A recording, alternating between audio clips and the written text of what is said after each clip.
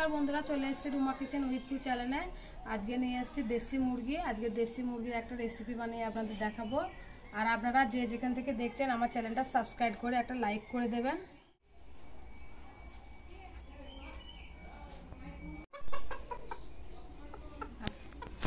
মুরগিটা ধরি, মুরগিটা তো একবারে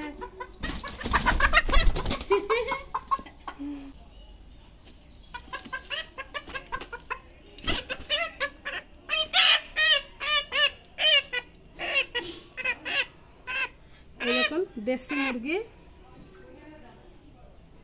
পাটা খুলতে হবে। মুরগিটা খুব ভালো করে পরিষ্কার করে নিয়েছি, এবার কেটে নেব।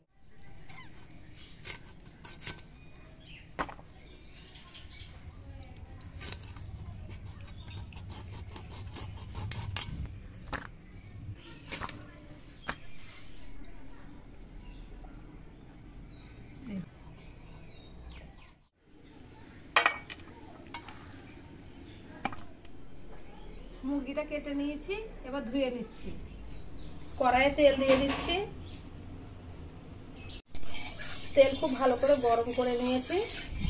ধুয়ে রাখা আলু ভেজে নেব। এখানে আলুটা ভাজা হতে থাক, আমি মাংসটা মাখিয়ে নেব। কাঁচা মাংস মশলা দিয়ে মাখিয়ে নেব। হলুদ দিয়ে দিচ্ছি, দিয়ে দিচ্ছি লঙ্কা গুঁড়ো, দিয়ে দিচ্ছি স্বাদ মতো লবণ, দিয়ে দিচ্ছি রসুন বাটা, দিয়ে দিচ্ছি আদা বাটা, দিয়ে দিচ্ছি জিরে বাটা, দিয়ে দিচ্ছি কেটে রাখা পেঁয়াজ, দিয়ে দিচ্ছি সর্ষের তেল, দিয়ে দিচ্ছি মিট মশলা। মশলা দিয়ে খুব ভালো করে মাংসটা মাখিয়ে নেব।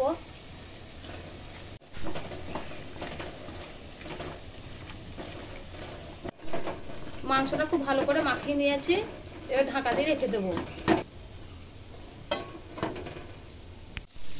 আলু খুব সুন্দর করে ভেজে নিয়েছি, তুলে নিচ্ছি।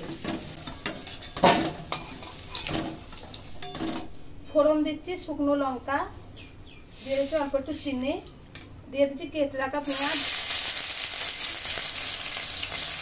পেঁয়াজ খুব ভালো করে ভেজে নেব। দিয়ে দিচ্ছি মাখিয়ে রাখা মাংস। মাংস খুব ভালো করে কষিয়ে নেব।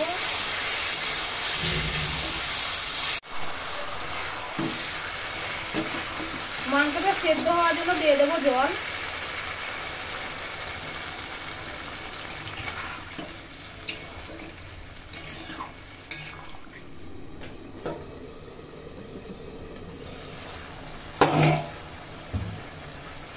এখানে নিয়েছি টমেটো সস দিয়ে দিচ্ছি।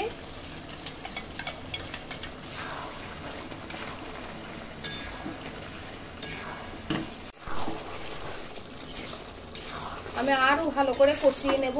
এই জলটা সম্পূর্ণ শুকিয়ে যাবে, তাহলে এই মাংসটা খেতে কিন্তু খুব সুন্দর লাগবে। মাংস খুব ভালো করে কষিয়ে নিয়েছি, খুব সুন্দরভাবে তেল ছেড়ে গেছে, দেখতেই পাচ্ছেন মাংসটা, তার মানে ভালোভাবে কষানো হয়ে গেছে। দিয়ে দিচ্ছি ভেজে রাখা আলু। আলু দিয়ে খুব ভালো করে নেড়ে নেব। আলুর সঙ্গে খুব ভালো করে নেড়ে নিয়েছি, এবার দিয়ে দিচ্ছি জল। এই দেশি মুরগির ঝোল খেতে কিন্তু খুবই ভালো লাগে, তাই একটু ঝোল ঝোল করবো। আর দেশি মুরগির ঝোল না হলে কিন্তু খুব একটা ভালো লাগে না।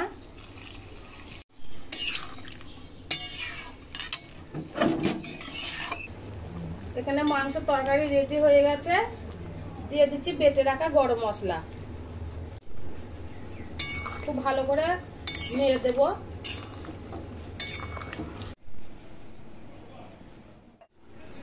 দেশি মুরগি ঝোল হয়ে গেছে, নামিয়ে নেব।